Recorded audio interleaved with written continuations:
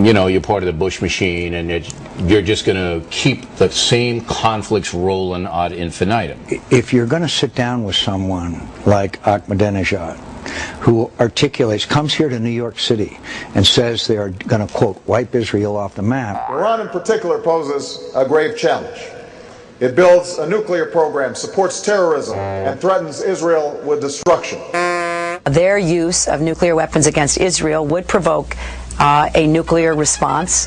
And I'm sure that many of you picked up the newspaper today and saw that there is new evidence that the Iranians are continuing to build nuclear weapons. Iran is a serious threat if it gets nuclear weapons. They might foolishly consider launching an attack on Israel. We would be able to totally obliterate them. The question is, will they be able to make the case to go to war with Iran? It's going to be a tough sell.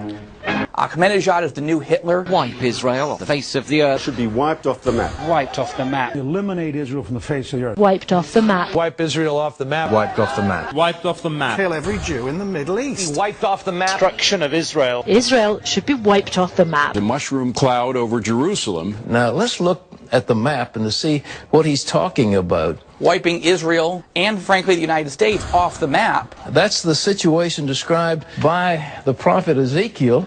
You ought to read your Bibles. We can do what it says. Would you shake his hand again? Listen what the president said. Would you shake his hand again? He said that Jewish people... Would you shake his hand again? Because that is the Jewish approach, and he happens to be... If the Iranians get a bomb, and they do indeed wipe Israel off the face of the earth, you'd go back to Tehran and shake that man's hand? I want to ask you again. Would you? How much debt... Would you? You have to understand how much debt has I'm asking the questions. Would you? If what? If they wipe Israel off the map, if they do what they intend to do and murder millions of them. They don't intend. He said that the Jews should not be held... You believe every word he says? Why would you believe such a man? Why should I create an enemy of Jews by intimidating He's an enemy him? Already, heavens man. He's an enemy. Zionists have created over 50 years of tens of thousands of Jews and non-Jews have died. How many have our approach caused death? Sir, your level of trust is extraordinary. But isn't it the proper way? Isn't there a dialogue? Isn't that logical? No, sir, I think it's foolishness. Nearly half of the U.S. believes we will eventually have to take military action against Iran, according to our new Fox poll. This was the big day. This was the day, according to the LA Times, that the American military was to show the media of the world the conclusive evidence that at least some of the weaponry used by Iraqi insurgents had been supplied by Iran. A U.S. military spokesman confirming to that newspaper that that's what the dog and pony show was to include. They were all ready to show off Iran's tangible responsibility for some of the haul of the machinery of death, to establish the link between American fatalities and Iran, trademarks or company logos or made in Tehran stickers or something. When U.S. explosives experts took a second look at all this stuff, they then said, none of this is from Iran. 20,000 blowing up things, hard count of those supplied by Iran, 0. Percentage of the whole imported from Iran, no percent. Amount of tangible evidence linking Iran to anti-American uprisings in Baghdad, none. You do realize they are making this up about Iran. They support terror. They're supporting sending weapons into Iraq right now that are used against our troops. There are potential funding of militias inside of Iraq. It's a state sponsor of terror that is responsible for the killing of brave young Americans and wants to wipe Israel off the map. The other quote, of course, can be what McCain said, which is that Hagee supports what I stand for and believe in. That may be more troublesome than any of the Hagee quotes, but while we're talking about Hagee, should we be more concerned perhaps about these apocalyptic views that a man eagerly anticipating the end of the world calls nuclear war with Iran a certainty, wants McCain's finger on the button, and, implied that he talked to him about Iran a year ago? The idea is, well, let's keep Israel in a position for the apocalypse, and that if Israel is united, the rapture can happen, and all Israelis and members of the Jewish faith who aren't converted can be slaughtered and go directly to hell. I mean, it's all creepy stuff. What we are trying to say to them is that, A, we want you to continue your support for the state of Israel. Secondly, We want you to recognize that Iran is a clear and present danger to the United States of America and Israel.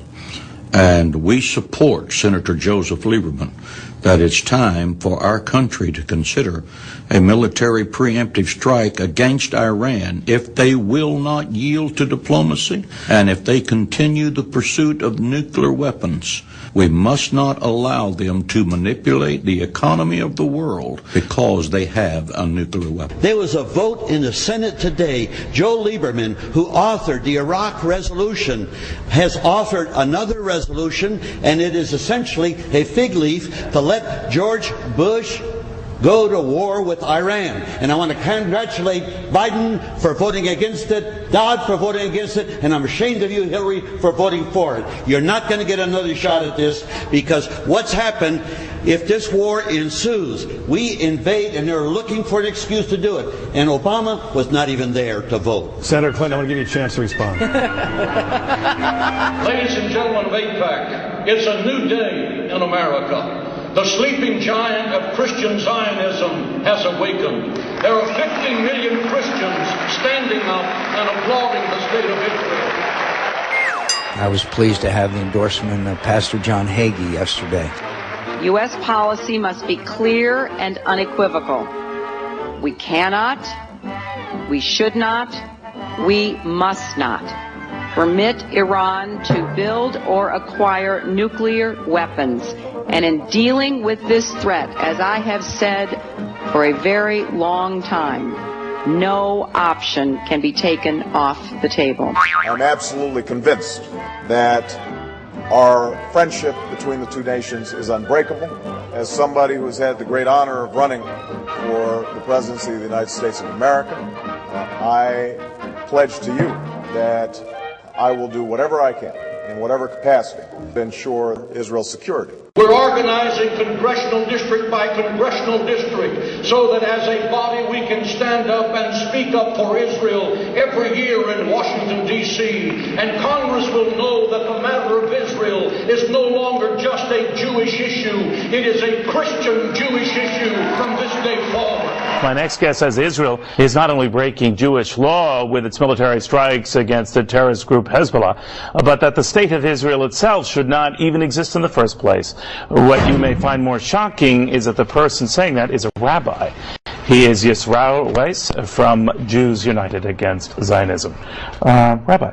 Yes. Pretty strong words. Yes, but this is the view that was shared by all religious leaders throughout, the last 100 years when Zionism was, the whole movement of Zionism was created. The concept, the ideology of transforming Judaism from spirituality, a religion, into a materialism, a nationalistic goal to have a piece of land. All the rabbinical authorities said this is antithetical with what Judaism is all about, expressly forbidden in the Torah. Let me ask you this, Rabbi. Was life better for the Jews prior to the creation of the Jewish state of Israel? 100%. In Palestine, we have the testimony of the Jewish community living there and other lands that they were living in harmony, and they pleaded with the United Nations. In the documents we have, the chief rabbi of Jerusalem said, we do not want a Jewish state.